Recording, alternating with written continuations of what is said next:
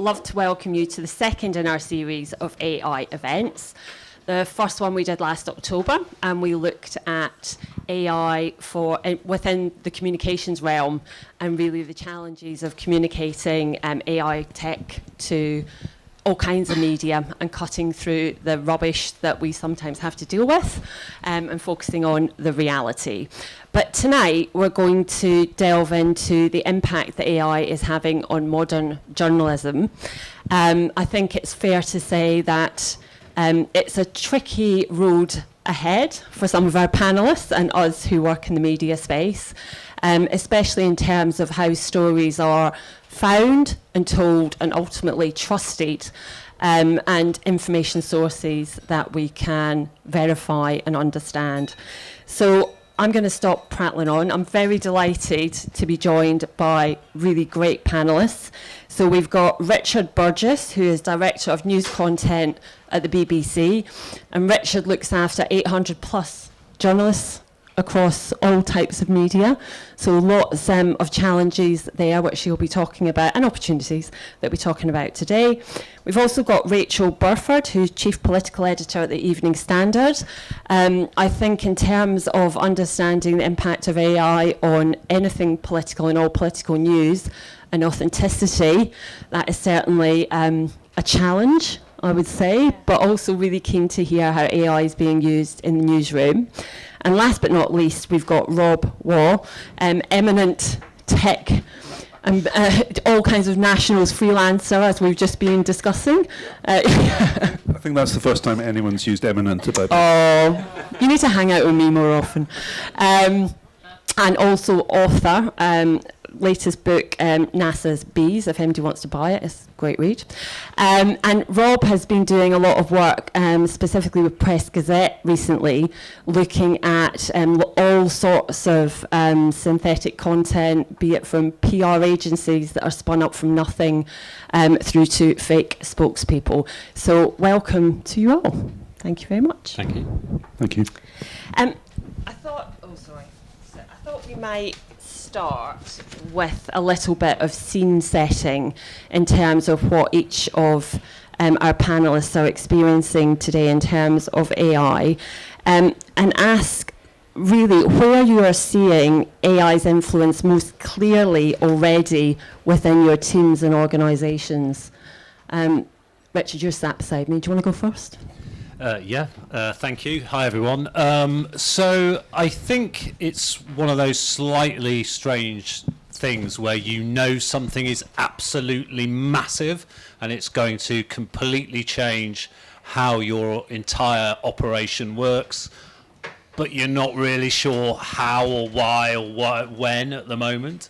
And so currently I would say that we are experimenting a bit with AI, and we're using it to a certain extent to aid us with our creativity, with our efficiency, with the way we do our journalism. But equally, there are significant challenges and potentially threats ahead when you look at the impact that AI will undoubtedly have on the way people consume their news. I mean, if you just do a bit of a search on Google now, as we all know, you get your kind of mush of AI generated news. And certainly for younger audiences who work with their AI assistant pretty much of everything that they do, that news is kind of good enough for them, even if it's not always 100% accurate, even if they don't know where it's come from. It's kind of plausible, it's kind of good enough. And I think for all big journalism operations, that's a real challenge and a potential threat. So I would say for us at the moment at the BBC, we are experimenting with it, and we're probably more cautious than most, but we are also acutely aware that it is going to transform the way people consume their news. And then I think the question for us is, and I can try and answer this during this evening, is how do we remain distinctive and relevant in that environment? And Rachel, do you think it's the same in the newsroom at the Standard? Yes, yeah. Essentially, we are also kind of experimenting with what AI can do and what it kind of means for publications, especially traditional publications like newspapers and I suppose now actually news websites are, very old in themselves. It's interesting when you talk to people in the newsroom, when you talk to the people that are sort of in charge of the numbers and the accounts and things, they're all very excited about AI. They're like, it's going to save you time and save them money. And all the journalists are very, very suspicious about how we're all going to lose our jobs. And I think at the moment, the things we're using AI, like experimenting with AI for, are things like, perhaps headline writing. And we've got a sort of content management system we use for online, which will read your story and generate a sort of headline it thinks will do well, with some success and some not so successful, in my opinion. And it does save you time in certain things. We use things like transcription software, but obviously there is a lot of security concerns, particularly with a lot of these companies, and where we're getting information from with AI. So yeah, like Richard was saying, we are experimenting, and essentially we know it's not going away, and we know it's here to stay, and it's only evolving, and it's evolving at such a huge pace that it's just how we use it and incorporate it in our newsroom. And Rob, you've got some interesting stories about where you're seeing it most applied. Well, I think that in journalism, as a freelancer, I'm already seeing it being used a lot under the table. As in, I got a huge rebrief from an editor, and I thought, God almighty, it's about 400 words long. And then I noticed that all the links in it said ChatGPT in them. And I was like, come on, pal, you're only paying me 150 quid. I've been writing a lot of stories about using journalist response services and seeing really a huge amount of AI in that, varying from people who don't exist down to, I received some copy which just in the middle of the copy said, I'm an AI system and therefore have no human experiences. And I thought, not only are you using AI, you haven't bothered to proof it. So there's a lot of that about. So on balance, do you think it's a help or a hindrance, or it will be in the long term, either of these?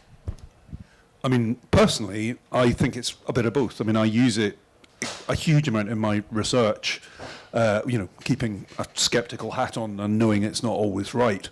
But I find it a very, very useful tool in research, and I think it's going to only get more so. And for instance, it's very good at digging into very large reports or YouTube videos and stuff, or podcasts, and finding bits of information which you can then verify. And I think that's great. But I also think that journalists are going to face a wall of misinformation. I think we've covered a lot of we've started to talk about some of the use cases, but what about the specific, if we maybe delve a little bit more into the specific challenges and threats, specifically around verification, sourcing? What are you seeing and how do you feel about that on a day-to-day basis? We obviously at the BBC consider that there is an opportunity for us because of our brand, which is built upon trust, and we are still, despite the polarised nature of the kind of political and societal landscape, we are still extremely well trusted, the most trusted news organisation in the world. So it's one of the reasons why we set up BBC Verify, which is a unit that basically verifies stuff, obviously, just by its name, but it does that in a variety of different ways, either by fact-checking or open source journalism or countering disinformation. And it's interesting because ahead of the last election, Ofcom brought us in, ITN, Sky and everybody, and we had a big discussion about AI and how it was going to influence the election and the dangers of deep fakes. And in truth, there wasn't really very much. We set up our kind of BBC Verified deepfake unit, and we were kind of scratching around a little bit. And Mariana Spring did some good stories, but there wasn't anything that was. I think there was a bit of Wes Streeting that was kind of fake. But we are definitely seeing more, and our team is really, really smart at spotting stuff. But there was something recently in the Iran conflict where there was a bit of video that purported to be a CCTV. It was shared by an Israeli minister. We published it. I think everybody published it. And we are increasingly of the view that it wasn't real and that it was AI generated. And that is quite concerning for us, because obviously we, particularly if you set yourselves up as BBC Verify as well, we exist by getting stuff right and people trusting us. So I think we see, obviously there's an opportunity for the BBC, but there's a real challenge for all media. Definitely.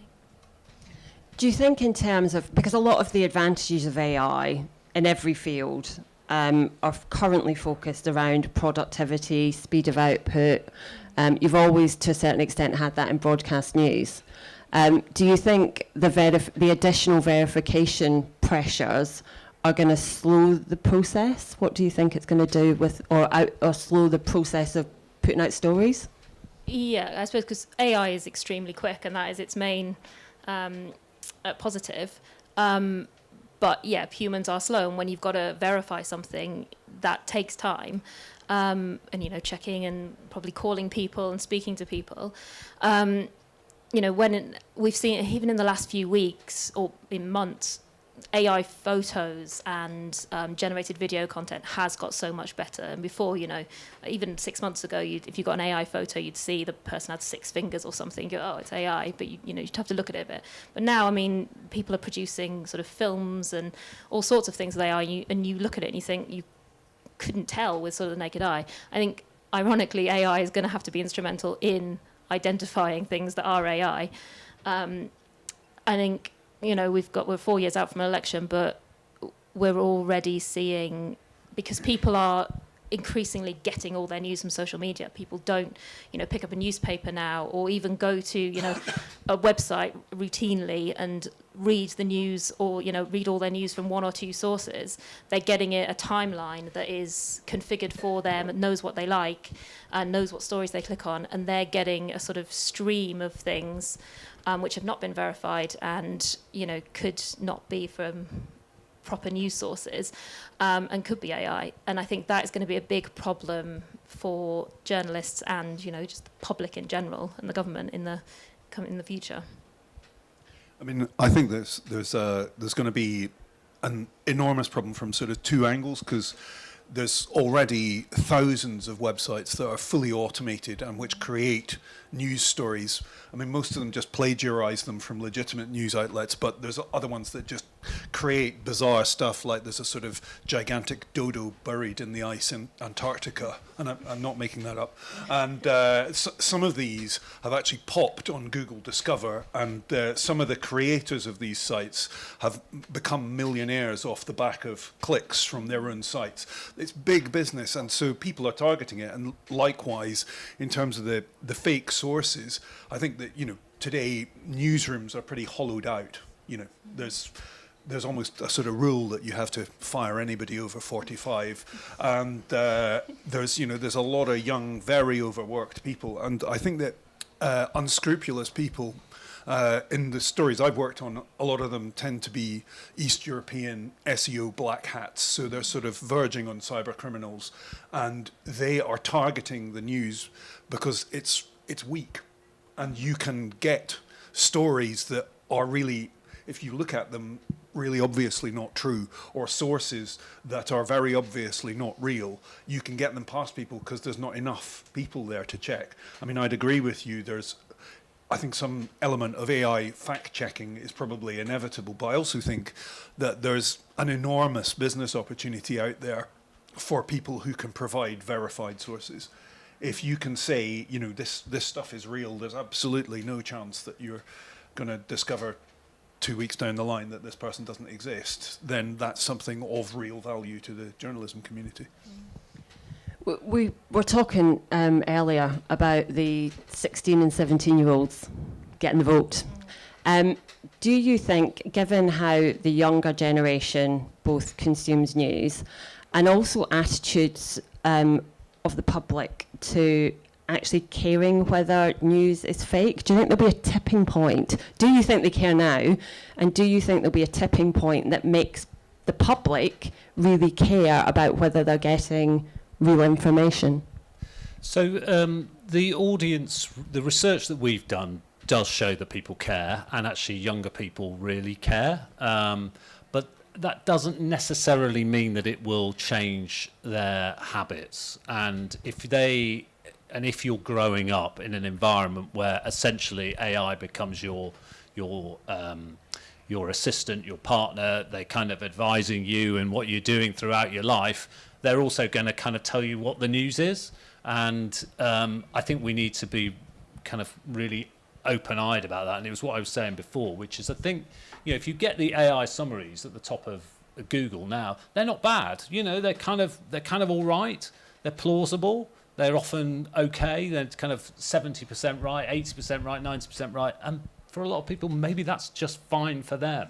I don't think it's good ultimately for society and democracy and all those really important things about trust and verified information. But I think we have to accept that it's inevitable that the way people consume news is going to change significantly in the coming years. I agree. It is massively going to change in the next few years. But we can tell. I mean, one of the ways we do use AI in the newsroom is we use something called Chartbeat, which shows how many people are reading each stories and what they're reading and where they're coming from and how they're clicking through.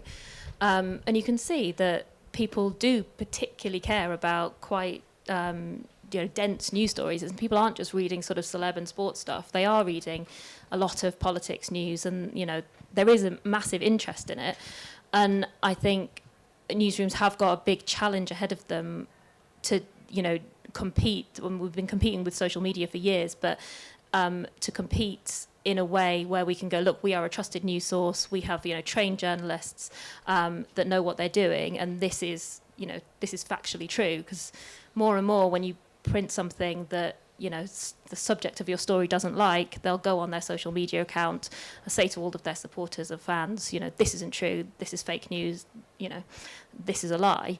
And you get a lot more pushback than you used to, because people do not trust news organisations in the same way that they used to.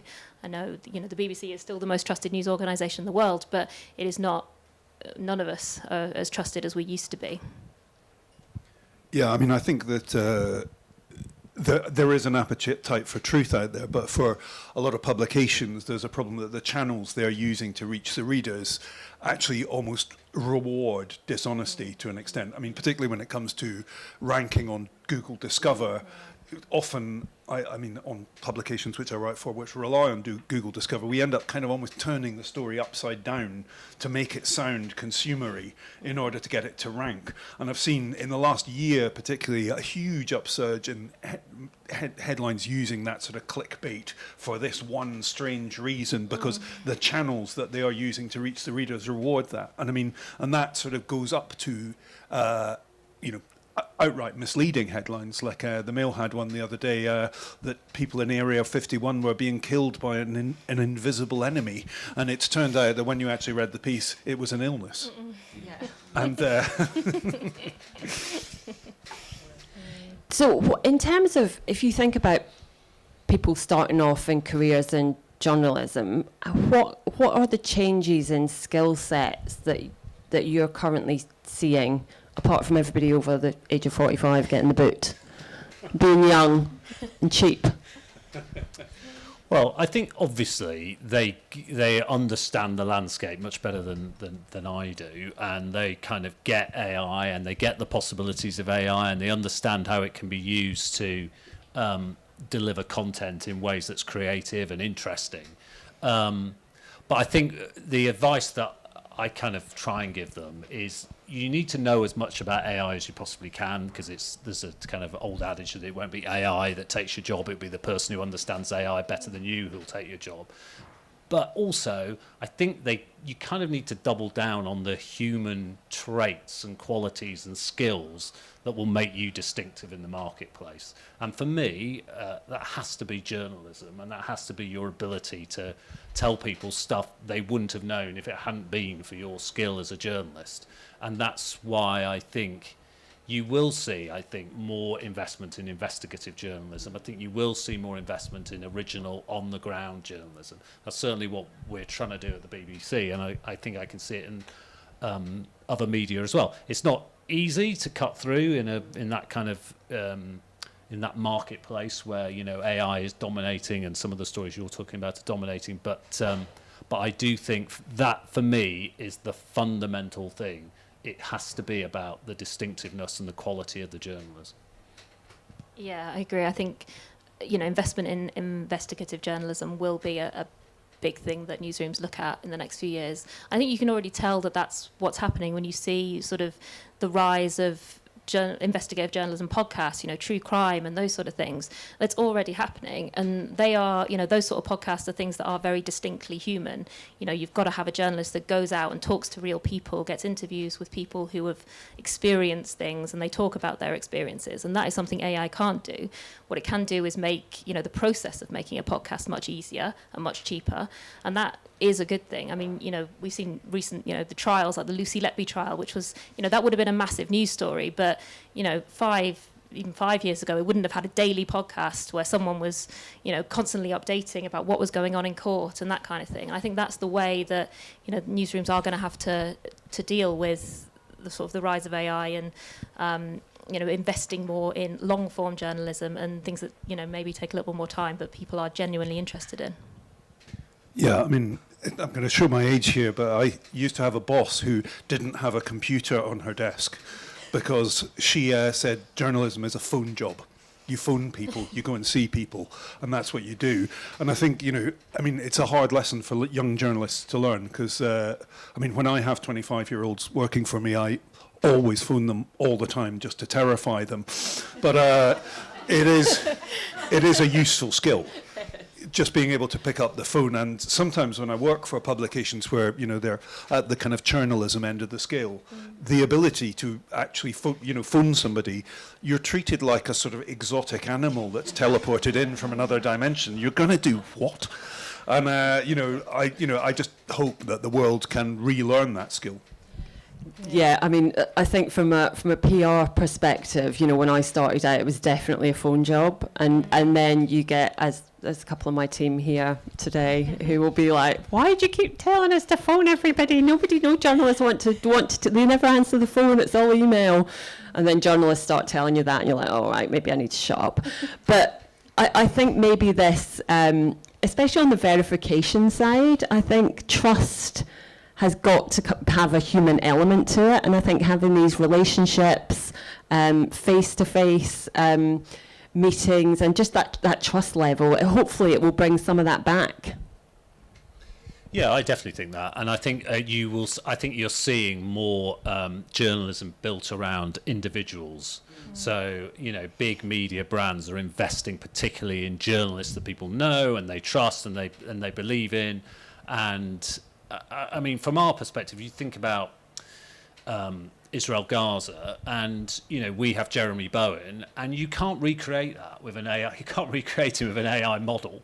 You know, his years of experience, what he's done on the ground, and then when he says something, and he says, in my judgment, it's this, that is really valued by our audiences, and that is kind of fundamental to what we do. So I do think that there will still be. There may even be a shift to where that's even valued even more, you know?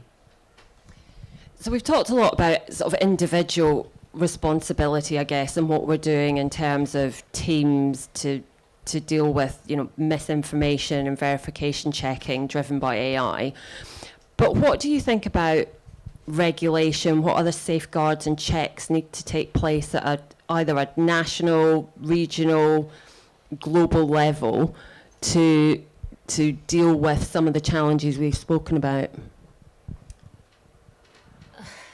You can answer that. It's a small question. Yeah, it's really difficult because, I mean, from like the government perspective, I mean, when social media had this huge rise sort of 15 years ago or something, they were just allowed to get away with everything. You know, as a publisher and a journalist, you sign up to a code of conduct, you have rules you have to abide by, you can't print defamatory things, you can't, you know, print things in contempt of court and things like that. and then you put your story on social media, on Facebook, and the comments underneath, I mean, they would get any journalist hauled before a judge. But nothing was ever done about that at all. It was just sort of, oh, they're not publishers, they're social media. And then I think, AI companies look at this and go, well, they didn't do anything to those companies, to the social media companies. Why would they come for us? And also, AI is moving at such a speed that, I mean, I know that there's lots of sort of fact-finding missions and task forces being set up by the Culture Secretary at the moment, but they'll do their investigation and take their months to come up with a report, and then in 6 months' time everything will have changed completely and the report will be redundant. So it's a very, very difficult one, and it's something that we're all gonna, I think, have to sort of battle those challenges as they come at us. I mean, the governments are wrestling with it, aren't they? Yeah. Because they're desperate to kind of attract the kind of AI investment. And at the same time, you're getting people like Elton John saying, hang on a minute, you're nicking my copyright. And, you're getting the father of Molly Russell saying you need to control these tech companies. And so it's really, really tricky. And I think we feel the same dilemma, which is that sense of, we want to embrace this. We think there are great opportunities that are here with AI. And yet at the same time, we had something recently where Apple did a kind of alert service which summarized some of our news alerts. And they put out random stuff that wasn't right. One of them said Rafael Nadal comes out as gay. And they got that from a BBC, and it said BBC News. So for us, obviously, that's like hugely damaging for us, and that was again AI. So there are, I think, real opportunities. It's a really strange one because there's such opportunities, and you definitely don't want to be the one standing on the sideline saying, "Oh, stop all this." It's really, but at the same time, there are real risks as well. And I mean, in terms of regulation and the law, I think that the kind of industrialized mis and disinformation operations that you're seeing, I mean, they're operating out of, well, a couple of the ones I've worked with are operating out of Lithuania. The company disappears, the person you're speaking to disappears, and, as with cybercrime, I mean, these guys are cyber criminals. As with cybercrime, they're rarely punished. I mean, the worst hardship that could happen is, they'll have to hop onto a plane to Moscow where Vladimir Putin will give them a job.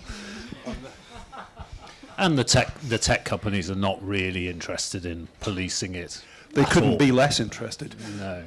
Well, yeah, certainly some are worse than others, I would say. But yeah. So, what do you think the newsroom in 5 years is going to look like? 5 minutes. 5 minutes. I mean, I think it's really, really difficult to say. I think. I suspect that AI will have a massive effect in terms of reversioning content, in terms of editing for us, for television. I think certainly in data gathering. I think in the way that we deliver content to audiences.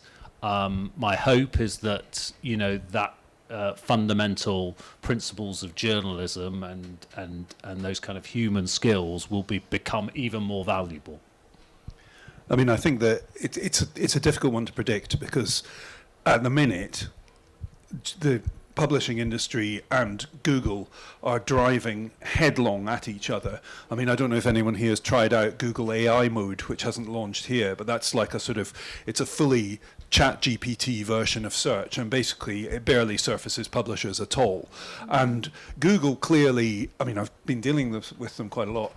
They seem really quite terrified at the minute because, their whole business model is at risk of being pulled out underneath them. So they're actually almost being quite friendly rather than really horribly aggressive like they normally are. And I think they're very scared, but I think that in their fear, they risk destroying publishing as it currently exists. And because if they double down on AI mode, and then everything's going to have to be rethought. I think, somebody's going to have to swerve aside, but I don't know who it's going to be. Yeah. it's really hard to say what's going to look like in 5 years, because when I look at the newsroom I was in 5 years ago, it was very different to how it is today. I think, you know, they will be stripped down. There will be, you know, more people. There will be fewer people doing more, probably. But I think the model that we've got a lot of news websites at the moment, where they get in lots of copy from agencies and take it from local papers, and, you know, they just do their own versions of it, and everyone does that. You know, all the national papers do, you know, all the stories. I think that will start to disappear a bit, because there'll be fewer people there, and there'll be more interest in the sort of investigative stuff and the, you know, the actual human stuff, and going out and talking to people, which does take time and it does take a bit of money. So, I mean, you know, in a sort of ideal world, that will kind of disappear, and you'll just have the you know, the news agencies like PA doing the big story of the day, and then there will be journalists at, you know, other newspapers and other news organisations doing their own thing, and every single website will be different, rather than the sort of, when you go on them at the moment, you see a lot of stories that are very similar. I think, you know, things like podcasts will become much bigger. Things like TikTok and YouTube news, we're already seeing a lot of news influencers now coming up. I think those are only going to get bigger. And I think, yeah, the sort of, I mean, everyone knows the kind of newspaper model is probably not going to be around for too much longer. I think it might last a bit longer than people think it's going to, but yeah, I think that is where we're going. I think it's going to be more sort of, you know, podcasts, video, short form video news, that kind of thing. Great. And just before we go to some questions, a final one from me. What would be your one piece of advice you would give to your readers or viewers or listeners in order to try and spot an AI fake story? Well, I think it's harder to spot. It's exactly what you were saying. Even in the last 6 months, we've seen developments which have made it harder. I think there's often little kind of telltale signs around the way photographs look, or the way a story is framed. So I think, you know, one of the things we're looking at is how do we increase kind of media literacy for young people around spotting those type of things. And it's something we definitely want to develop with BBC Verify, but yeah, I haven't given any great tips there, have I? Sorry. Yeah, it's really difficult now, because, you know, even when I see stuff on social media, I'm like, oh, that, you know, that could be real. Yeah, I guess to look at where the information is coming from. You know, if you see something that's just sort of tweeted out by a numbers account on Twitter or X, you know, I think everyone is going to have a bit of skepticism in the future, just to say, oh, you know, even though that, you know, that video or that photo does kind of align with the biases I've got about that person or, you know, that event, just sort of think, oh, well, you know, I don't know where that's come from, and just sort of kind of, you're just going to have to think, unless you know for certain that it's real and it's come from a verified news source, you're going to have to be a bit skeptical about it, I think. It's going to be very difficult. Yeah, I mean, I can offer a couple of tips for spotting fake experts, which is that they tend to, if you've got somebody who like sounds like a really big deal and they are commenting... You're not talking about us, sorry. And they're commenting on something insanely bizarre, like the psychological benefits of darts, and you suddenly have an Oxford-educated psychologist offering opinions on that, that's usually a pretty good sign you're in the land of fakery. And the other one, I mean... It's often, you know, newspaper lifestyle desks where they are doing some pretty bizarre content. And, you know, somebody sort of offering sex tips, and then you're like, hang on, they work for a tyre company.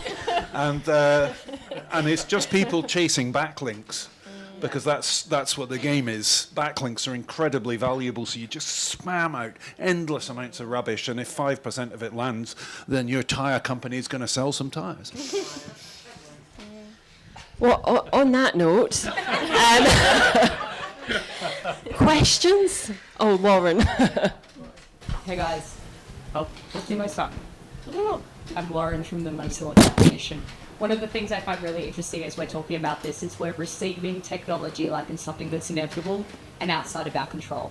I'd like to flip the kind of 5 or 10 year question to you to say, imagine you had the agency to make AI that worked for the people at the heart of journalism, the writers, the readers, the world, something that's people-centric. What would that AI look like? Julian. That's really difficult, because the thing about AI is that it's open for everyone, and not everyone has got good intentions. So if it was going to be for just for sort of to help news, it would only be available to certain organisations and certain people. But I don't think that is particularly fair either. So yeah, it's hard to answer. I mean, I think what I'd be looking for was something that it's like the sort of Google 10 blue links, but it's artificially intelligent, because what I find with AI today is that it's still really quite bad at finding reputable sources for stuff. Even if you say, please prioritize sources from analysts like Deloitte and PwC, and please only within the last 18 months, it still comes up with stuff that is completely wrong. And I would like a tool that, personally, I probably shouldn't admit this, given that I used to produce them. I hate podcasts, and I hate watching YouTube videos. And I'd like AI tools that just dig into those and find the stuff to save me putting it into an auto transcription and then reading it. Yeah, I mean, I think it will be hopefully making it easier to do really great journalism, and then making it more available to more people on more platforms. And that would be the ideal for us. So that, in other words, currently people spend a lot of time working on stuff in essentially either editing tasks or going through documents, etc., etc. You kind of want that more manual type stuff to be done by AI, and for the creativity and the journalism to be done by the people. I'm Matt Thompson from Nokia. Do you feel, publishing industry more generally, do you think that you'll be trying to sort of hold on to your content, so hide behind copyright, or do you think you'll be wanting to get your content into AI and be name checked? Where's the direction going? I mean, I think that this is going to be the next battle at the minute, because, the AI companies, we're seeing a repeat of what happened with big tech before, in that they are not being honest about where they are getting content from. So, when we're not, obviously, the ship has sailed on the training data. They already stole all that. So when we're talking about inference, as in specific news queries, I think that, a lot of them are resorting. I spoke to this cybersecurity company called Human, and they were saying that they set up honeypot sites deliberately to trap Perplexity reading their content. But they found that even although Perplexity's bots didn't visit the site, Perplexity still had the content.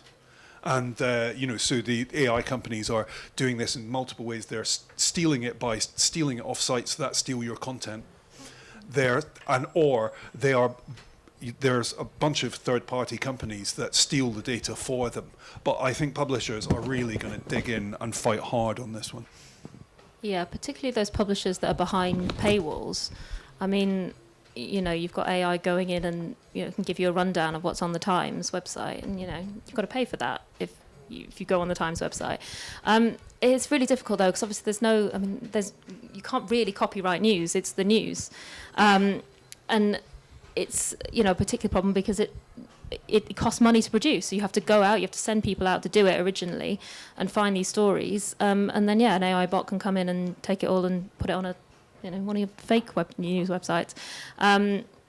It's a really difficult one. I think it's something that publishers, particularly those behind paywalls, are going to be looking at very closely over the next few months. Yeah, I think it's just a fundamental question, isn't it? And it's one that is being wrestled with, obviously, by all major media organisations at the moment, including the BBC. Yeah. Okay. Hi. Sorry, not to go negative or too negative, and play a bit of a blame game. But would you say that the issues that are lying here are really falling under regularity. So you mentioned the internet, and I found that, like, going back to social media 15 years ago, people could post whatever they want. And it's like we're still kind of playing catch up with that at the moment, actually, in terms of what people can post and what they can't post. Would you say it's like the higher powers that kind of just essentially allow these companies to exist and do what they need to do, and they're not being policed? Yeah, but they're really, really hard to police because, you know, they're based all over the world. Yeah. Everyone's using them. There's, you know, millions and millions of people a day using them, so they're extremely difficult to police. And the kind of ship on regulation has sailed somewhat, I feel. But I mean, you know, we'll have to see what the government does do about it. But in terms of, I mean, you know, when we're talking about fact checking and things, it's just so difficult. If something goes viral on social media and it is fake, you know, you spend 3-4 days fact checking it, and then you can go, oh, this is fake. Here's a news story about why this is fake, and it's 4 days later and no one cares anymore, and they're on to the next thing.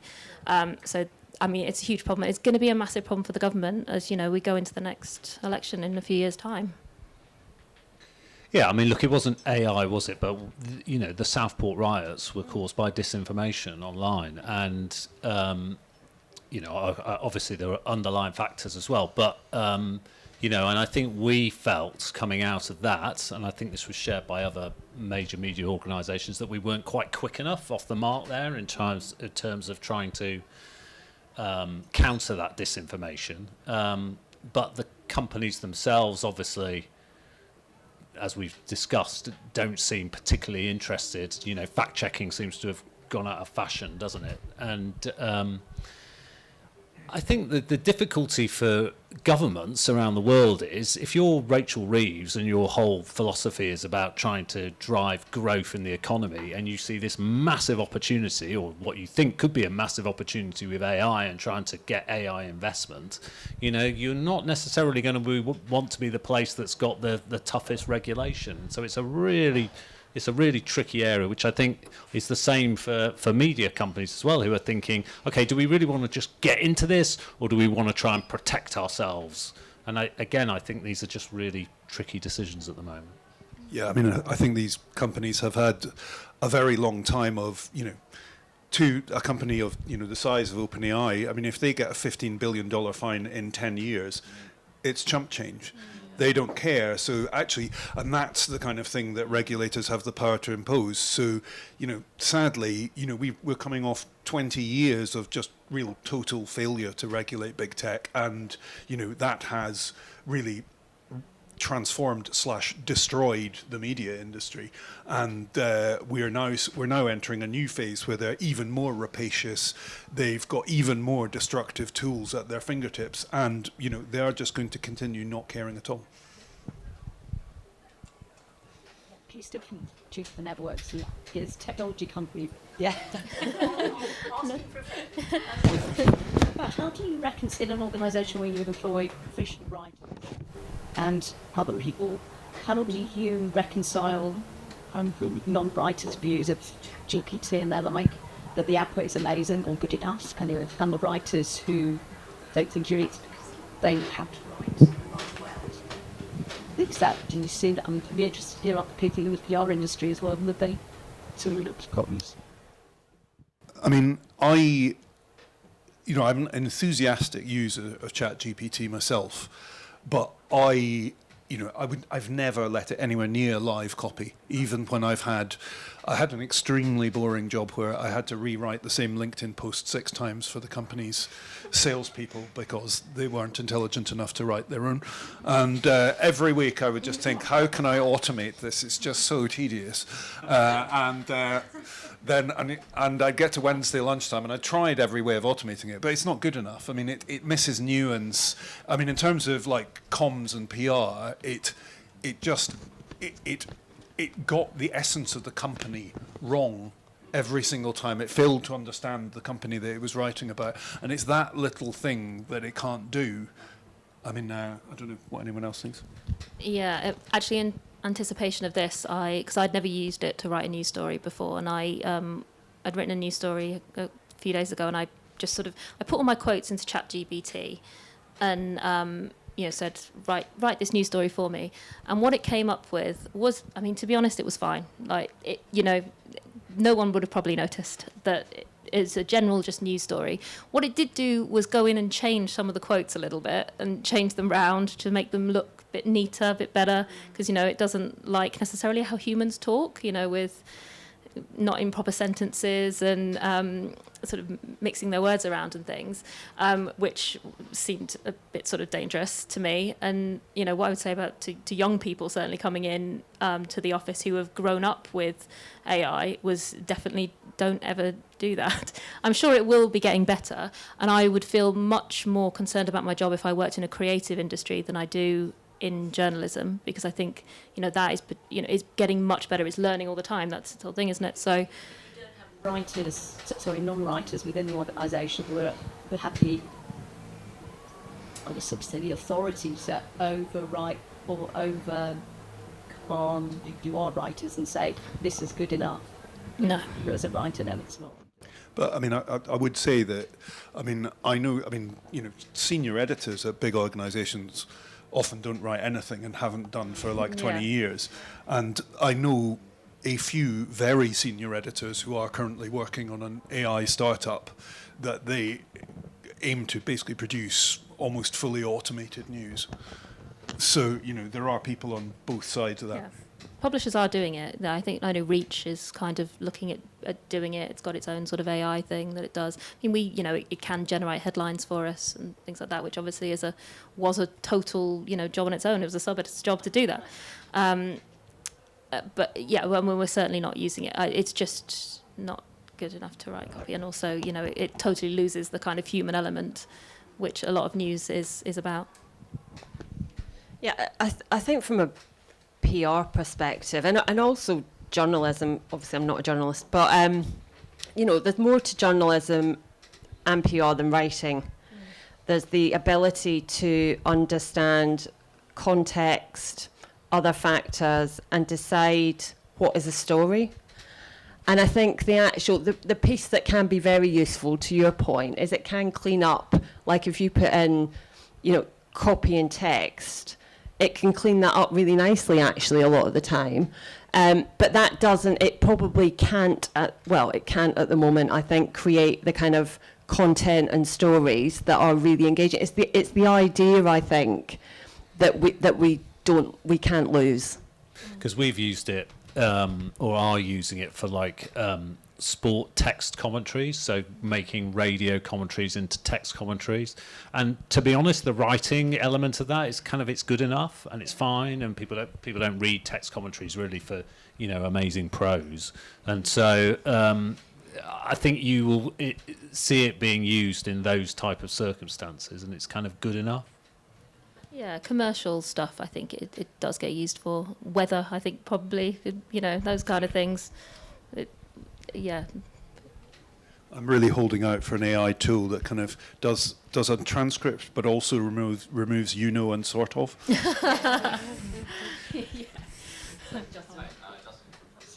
So, social media has stolen attention or made it cheap. I think disinformation has continued to break that trust. And I think based on the conversation that we're listening to today, you're saying your viewers or readers need to continue to be more distrustful because of the feelings that they're picking up. If you had a golden wand or magic and you're regulating or creating policy, what is maybe one thing that you put in place to protect the trust in news and maybe the opportunity for the next 5 years? Well, I think for a start, I don't know if this quite answers your question, but the tech companies could take it seriously. Now if say for instance there's something on X that purports to be BBC News and isn't, they're not interested in taking it down, and that's really problematic when you're trying to create trust within a brand. So I would say, and that is a change, because that wasn't the case 2 or 3 years ago.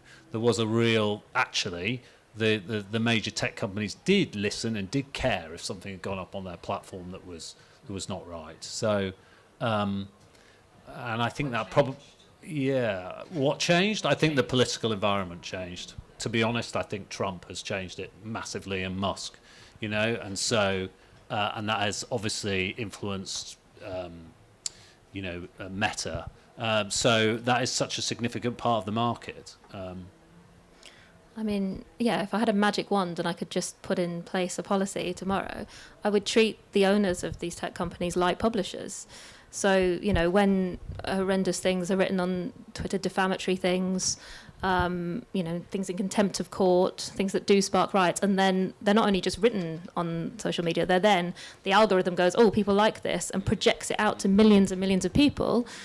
They should be treated like the publisher of a newspaper would be, which would be taken to court. And also, they could just give us more money when they have our stories on. Yeah, that would be nice too. They could pay you. They could pay us. I was just going to ask, sorry, I'm Kieran, I'm from Elsevier. Just a question, I know we're talking about like the content writing part, but do you use it in terms of when you have people like us that might send you big reports? Do you do anything there, like put anything into ChatGPT and just say, give me a summary of this? Like, do you use it in that kind of way to save you time? So Reuters do, I know. They use it to sift through all the press releases that they get. Oh, okay. Yeah. Yeah, I mean, if it's like, one of those absolutely massive white papers or something like that, also, one of the great things about AI tools is they can sometimes just get you through the paywall. So there's a report that would normally cost $5,000. They can go in and get you the information out of it. Which can be quite useful. When it's something very, very hefty like that, because often the process would be that I, as a freelancer, I'm like, okay, well, there's this massive report. I need to get the juicy line out of it so that I can email an editor and say, do you want this? But I don't want to read a 5,000-word report. So, yeah, it's very useful at that point. Yeah, any good report should come with a summary written already. Yeah, that's true.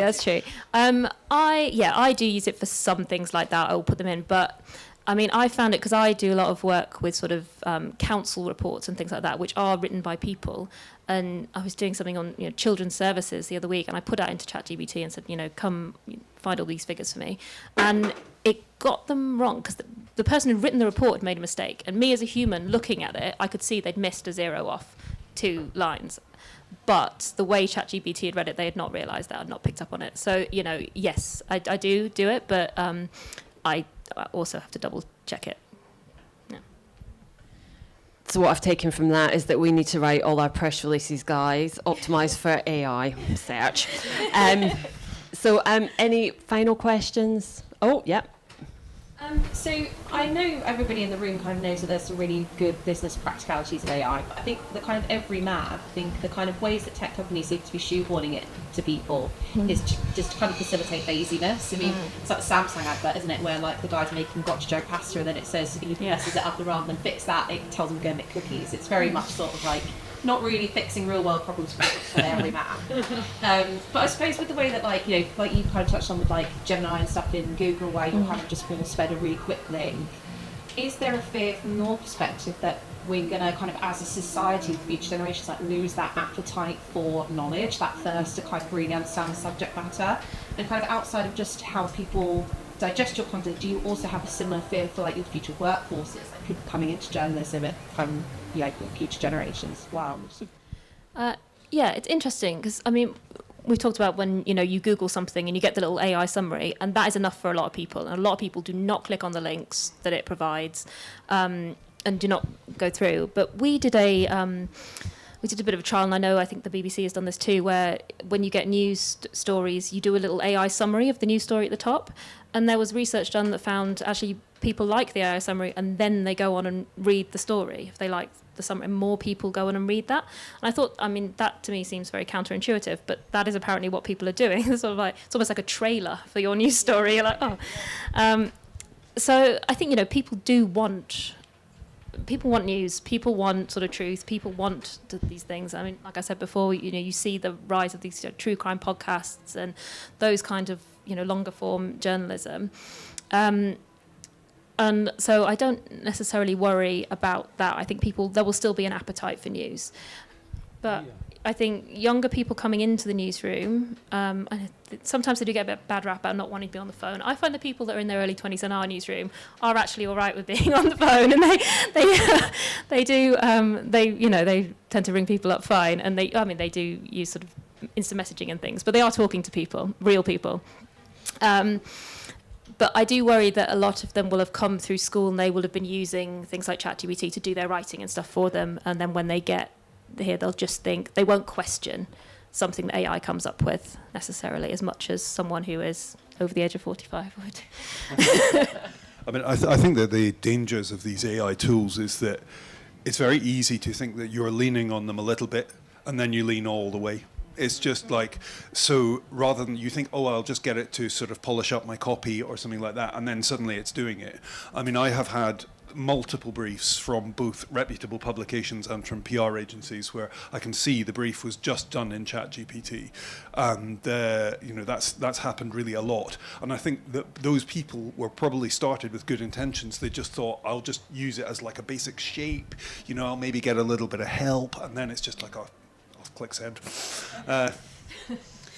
Yeah, I mean, we've got somebody new starting at the BBC who's going to be our kind of expert in AI, who probably should have been on this panel tonight, but she hasn't started yet.